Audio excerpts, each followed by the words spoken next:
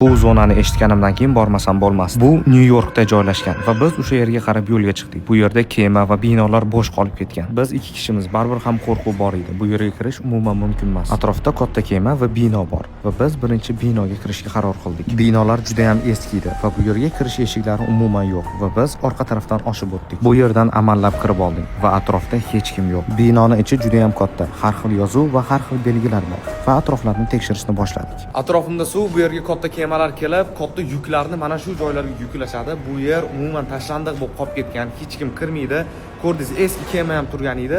Biz o'sha yerdan ichkarisiga kirib, tepalariga chiqib tekshirib ko'rmoqchimiz. Tepaga chiqishga harakat qildik, lekin hamma joylarni yopib tashlashgan. Ma'lumotlarga qaraganda bu joyni sotuvga qo'yib ham sotisha olmagan. Bu bino va bu kemalar shundayligicha qolib ketgan. Tepaga esa umuman yo'l yo'q. Hamma joylarni qaradik. Bu yerda juda ham qiziq narsalar va men bilmagan narsalar ham juda ko'p ekan. Meni bitta narsa o'ylantirib qo'ydi. Nega Amerika davlati bu joylarni yaxshilamaydi? Hamma joylar tashlandiq bo'lib qolib ketgan. Bundan ham zo'r videolarni ko'rmoqchi bo'lsangiz, albatta meni kuzatishda davom eting. Hali hammasi oldinda.